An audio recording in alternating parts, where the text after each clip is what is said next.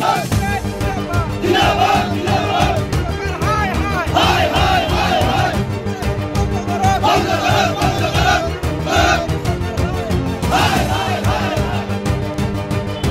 সাংসদ ৰকিবুল হুছেইনৰ আক্ৰমণৰ ঘটনাক কেন্দ্ৰ কৰি ধুবুৰী জিলাৰ চাপৰৰ ধীৰঘাটত উত্ৰাল প্ৰতিবাদ।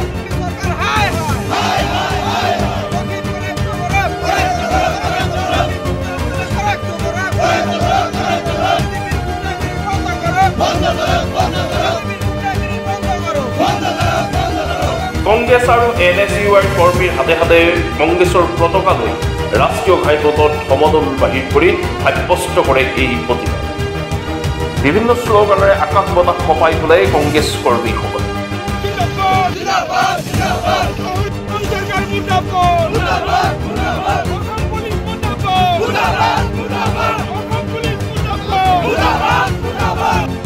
সাংসদগৰাকীৰ আক্ৰমণক তীব্ৰ ভাষাৰে ধিক্কাৰ গৰিহণা দিয়াৰ লগতে নিন্দা জনাই কংগ্ৰেছ ধুবুৰী জিলাৰ সংখ্যালঘু বিভাগৰ অধ্যক্ষ আছাদ আলী।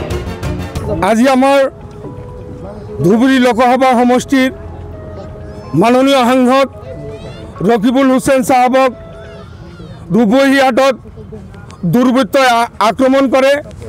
তাৰ কাৰণে আমি ধুবুৰী জিলা মাইনৰিটি কংগ্ৰেছ তৰফৰ পৰা অসম চৰকাৰক ধিক্কাৰ জনাইছোঁ।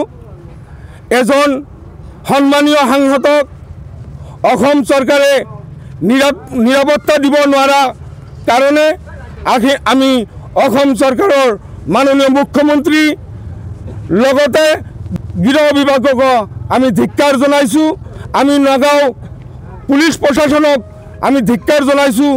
SP মহোদয়ক আমি ধিক্কাৰ জনাইছোঁ। DC মহোদয়ক আমি ধিক্কাৰ জনাইছোঁ। এজন সন্মানীয় সাংসদ, যিজন সাংসদে এবাৰ নহয় 5 বাৰকৈ সেই চামগুৰি সমষ্টিৰ পৰা নিৰ্বাচিত হৈ আমাৰ অসম চৰকাৰৰ এজন দক্ষতাপূৰ্ণ মন্ত্ৰী পদ অলংকৃত কৰিছিল। সেইজন নেতা আকৌ 2024 চনত ধুবুৰী লোকসভাৰ পৰা তেখেত বিপুল ভোটত জয়ী হৈ আমাৰ সাংসদৰ পদ অলংকৃত কৰে। সেইজন ব্যক্তিক আজি দুৰ্বৃত্তই ওপৰ জবৰি প্ৰহাৰ কৰে। এতিয়ালৈকে অসম চৰকাৰৰ প্ৰশাসন বিভাগে এতিয়ালৈকেও এজন দুৰ্বৃত্তক কৰায়ত্ব কৰিবলৈ সক্ষম হোৱা নাই। যদি অসমৰ মাননীয় মুখ্যমন্ত্ৰী প্ৰশাসন বিভাগে অনতিপলমে দুষ্কৃতিকাৰীক কৰায়ত্ব নকৰে তেনেহ'লে আমি অসমৰ গোটেই কংগ্ৰেছ কৰ্মী অকল ৰাজপথেই নহয় আমি দিছপুৰলৈকে গৈ আমাৰ ৰাজভৱন ঘেৰাও কৰিম। আমি ব্ৰিটিছক ভয় কৰা নাই। অসমৰ এই সাধাৰণ গুণ্ডা বাহিনীক আমি কেতিয়াও ভয় নকৰোঁ। অসম চৰকাৰে ভয় খাইছে। তেখেত ধুবুৰীত প্ৰায় 10.5 লাখ ভোটত জয়ী হোৱাৰ পিছৰ পৰাই অসম চৰকাৰৰ মাননীয় মুখ্যমন্ত্ৰী তথা অসম চৰকাৰৰ মন্ত্ৰীসকলৰ ভয় লাগিছে যে অহা 26ৰ যি বিধানসভা নিৰ্বাচন হ'ব সেই বিধানসভা নিৰ্বাচনত BJP এটাও সিট নাপাব, সকলো সিট কংগ্ৰেছে পাব। তাৰ কাৰণে আগতীয়াকৈ তেখেতসকলৰ চৰকাৰ চলি থকা অৱস্থাত আমাৰ নেতাসকলক কেনেকৈ উপহাৰ কৰিলে দুৰ্বৃত্তৰ দ্বাৰাই। অসমত প্ৰশাসন নাই নেকি? এজন সাংসদক কেনেকুৱা নিৰাপত্তা দিব লাগে সেইটো অসম চৰকাৰে নাজানে নেকি? সাংসদগৰাকীৰ আক্ৰমণৰ লগত জড়িতসকলক 24 ঘণ্টাৰ ভিতৰত প্ৰয়াত নকৰিলে ৰাজভৱন ঘেৰাওৰ কাৰ্যসূচী লোৱাৰ হুংকাৰ প্ৰদান কৰিছে।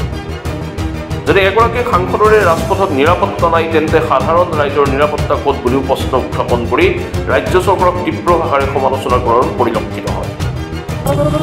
আজি আমাৰ ধুবুৰী লোকসভাৰ সাংসদ মাননীয় ৰকিবুল হুছেইন চাহাব আৰু আমাৰ NSUৰ অল ইণ্ডিয়া সাধাৰণ সম্পাদক তানজিল হুছেইনক যি আক্ৰমণ কৰিলে BJPৰ গুণ্ডা বাহিনী, তাৰ বিৰুদ্ধে আজি আমি প্ৰতিবাদ সাব্যস্ত কৰিলোঁ।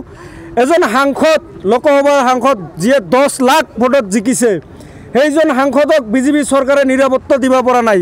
তেনেহ'লে আমাৰ সাধাৰণ মানুহক কেনেকুৱাকৈ BJP চৰকাৰে নিৰাপত্তা দিব?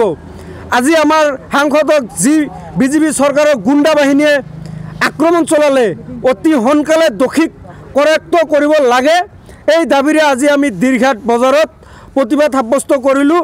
হিমন্ত বিশ্ব শৰ্মা ডাঙৰীয়াক আমি সকীয়াই দিছোঁ, যদি 24 ঘণ্টাৰ ভিতৰত দোষীক কৰেক্ট নকৰে তেতিয়াহ'লে আমি কংগ্ৰেছৰ তৰফৰ পৰা NSUৰ তৰফৰ পৰা আমি দিছপুৰ ঘেৰাও কৰিম। দোষীক অতি সোনকালে কৰিব লাগে, এৰেষ্ট কৰিব লাগে। ধুবুৰী প্ৰতিবেদকৰ সহযোগত নিউজ এক্সপৰ্ট মাছ মিডিয়া।